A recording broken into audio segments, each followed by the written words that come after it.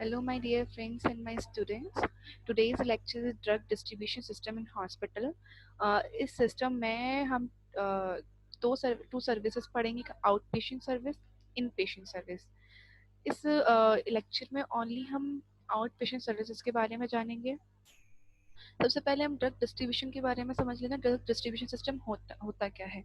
Drug distribution system अगर हम define करें तो it's a physical transfer of drug from storage area in the hospital to the patient bed side. It's mean drug को storage area से patient bed side यानी जो ward dispensaries होती हैं वहां तक ट्रांसफर करना। ठीक है। अब ड्रग डिस्ट्रीब्यूशन टू टाइप्स के होते हैं, inpatient distribution and outpatient distribution.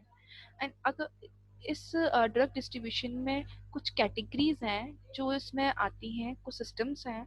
पहला है वार्ड कंट्रोल सिस्टम।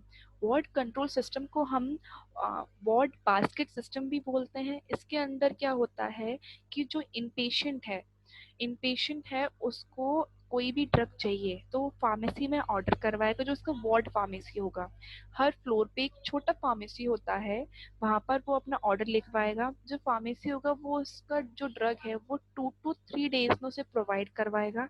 बट वो किसी भी फिजिशियन से नहीं पूछता है कि ये ड्रग चाहिए या नहीं चाहिए। 2 to 3 डेज बाद अगर वो ड्रग उसे प्रोवाइड करवाता है तो उसके मेडिकेशन स्लिप भी चेक नहीं करता है। Second one is pharmacy control impressed base system. इस सिस्टम में क्या करते हैं कि जो एक रेंज है ड्रग्स की वो अवेलेबल होती है हर वार्ड फार्मेसी में, जो फार्मेसी के स्टाफ को मैनेज करनी होती है और वो इन पेशेंट्स को प्रोवाइड करवाते हैं। Third one is pharmacy control patient issue system. ये डायरेक्ट पेशेंट इश्यू सिस्टम भी होता है। इस सिस्टम में क्या होता है, जो पेशेंट है इन पेशेंट है वो खुद जाके मेन फार्मेसी से मेडिसिन लेता है। यहाँ पर वार्ड फार्मेसी अलाउड नहीं होती है। सबसे ज्यादा सेकंड वन यूज होता है हॉस्पिटल में pharmacy control impressed base system. ये हो गया drug distribution. Easily drug distribution क्या है आपको समझ में आ गया होगा। Next one is out patient distribution. अब आउट पेशेंट डिस्ट्रीब्यूशन क्या होता है। आउट पेशेंट, जो पेशेंट को बेड रिक्वायर ना हो हॉस्पिटल में किसी भी क्लिनिकल को लेके हेल्थ सेंटर में, वो सिर्फ आता है और जाता है। 24 आवर्स से कम में वो हॉस्पिटलाइज्ड होता है। उसको मेडिसिन बिना प्रिस्क्रिप्शन के नहीं दी जाती है।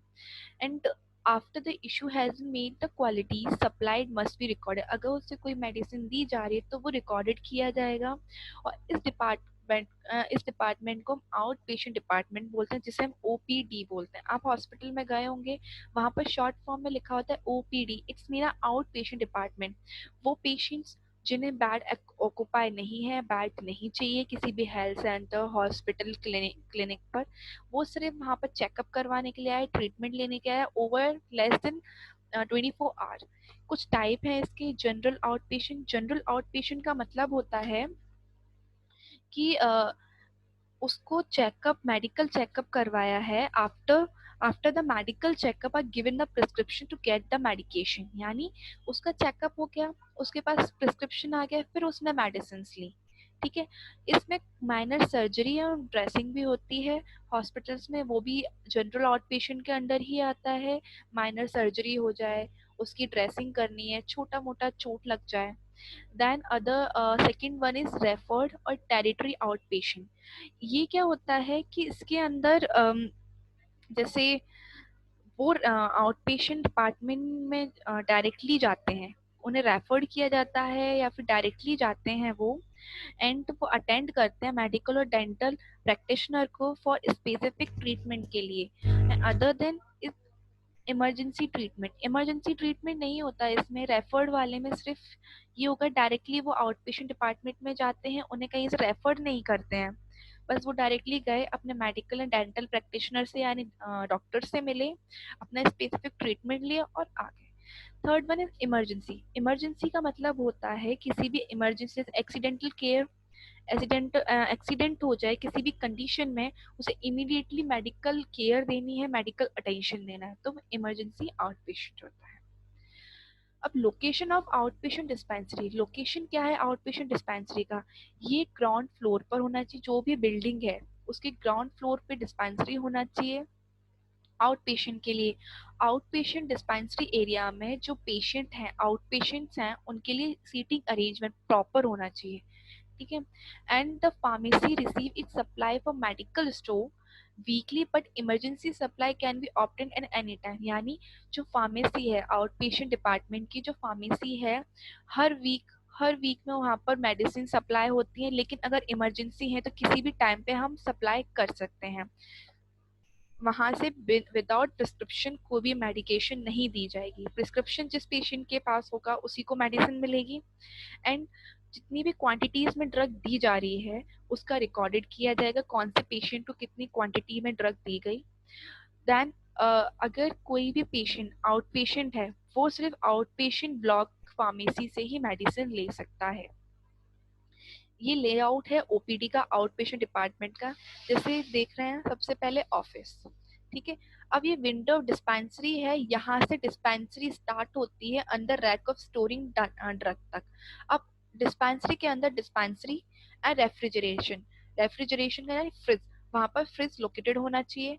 4 ब्लॉक्स दिए हैं यानी 4 विंडोज हैं जहाँ से पेशेंट ले सके।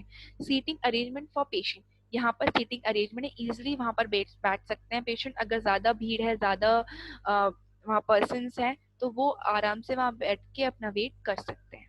ओके, ये एक्टिविटी चार्ट है आउट पेशेंट का, किस तरीके से पेशेंट जाएगा, किस तरीके से लिखवाएगा। ये चार्ट मैं आपको पहले भी पढ़ा चुकी हूँ, यहाँ पर दोबारा रिपीट कर रही हूँ। अगर डॉक्टर से आरएक्स लिखवाए, RX written by doctor, and वो आरएक्स, आरएक्स का मतलब होता है यू टेक, वो आरएक्स रिसीव्ड हुआ बाय फार्मासिस्ट से। फार्मासिस्ट ने वो प्रिस्क्रिप्शन है उसे फिलिंग किया, यानी सिलेक्शन, लेबलिंग, प्राइसिंग, जो भी ड्रग्स हैं। डॉक्टर का काम सिर्फ, सबसे पहले इतना समझ लो, डॉक्टर का काम सिर्फ डायग्नोज करना होता है, उसको मेडिसिन देना नहीं होता है। मेडिसिन फार्मासिस्ट देता है, लेकिन अभी इंडिया में डॉक्टर्स ही ये सारे काम करते हैं। तो यहाँ पर सिर्फ इतना समझ लीजिए, प्रिस्क्रिप्शन फार्मासिस्ट फिल करेगा, यानी ड्रग को सेलेक्ट करेगा, उस पर लेबलिंग करेगा। लेबलिंग का मतलब हो गया कि वो जो ड्रग है वो कितने टाइम पर लेनी है, मॉर्निंग, आफ्टरनून, इवनिंग, एक टाइम लेनी है, 2 टाइम लेनी है। फिर उसकी प्राइसिंग भी लिखेगा। पेशेंट डिस्पेंसिंग पे जाके वो जो प्रिस्क्रिप्शन है वो देगा, वहाँ से उसे मेडिसिन मिलेंगी। और रिसिप्ट ऑफ पेमेंट, यानी उसे जितना पेमेंट करना है वो रिसिप्ट दिया जाएगा। वो पेशेंट क्या है, कैसा है, वो डिपेंड करता है कि अगर वो फ्री पेशेंट है तो मेडिसिन उसे फ्री में दी जाएंगी, कैश में है तो वो कैश में देगा, चार्ज है तो चार्ज में देगा। फिर स्टैटिक्स एंड रिपोर्ट्स बनेंगी। सेकंड में प्रिस्क्रिप्शन फील्ड, जो प्रिस्क्रिप्शन है उसे देखा जाएगा कि वो रेगुलर प्रिस्क्रिप्शन फाइल में लिखी जाएंगे, नार्कोटिक, यानी रेगुलर प्रिस्क्रिप्शन फाइल हो गया जो रेगुलरली ड्रग्स दी जाती हैं जो डेंजरस नहीं है। नार्कोटिक प्रिस्क्रिप्शन फाइल में हम नार्कोटिक ड्रग्स का लिखेंगे जो सेलेक्टिव पेशेंट्स को ही दी जाती हैं। ये चीजें प्रिस्क्रिप्शन फिल्ड किया जाएगा, रिकॉर्ड रखा जाएगा कौन कितनी क्वांटिटी में किस पेशेंट को ड्रग गई। ये प्रिस्क्रिप्शन रिसीप्ट के टाइप हैं। Depending upon the king of hospital, the OPD receive the prescription from the following type of patient. General public, general public का मतलब हो गया इसमें कोई कैसी भी पब्लिक होगी, किसी भी तरीके का मेडिसिन, यानी जैसे जनरल टाइप हमने पढ़ा था, यहाँ से मेडिकेशन पेशेंट फार्मेसी डॉक्टर के थ्रू आएगा।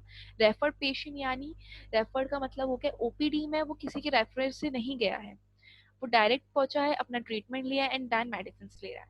Patient who have been discharge from the hospital means in outdoor, it's mean जो इन पेशेंट है हॉस्पिटल का, वो अभी डिस्चार्ज हुआ है तो उसको अपने, जब इन पेशेंट था, जब उसका हॉस्पिटल ट्रीटमेंट चला था वो तब इन पेशेंट था, अगर वो डिस्चार्ज हुआ है तो पेशेंट वो आउट पेशेंट में चेंज हो गया, इन पेशेंट आउट पेशेंट में चेंज हो गया, बिकॉज वो अब अपने होम जा रहा है, अपने घर जा रहा है, उसके लिए उसे मेडिसिन लेनी है।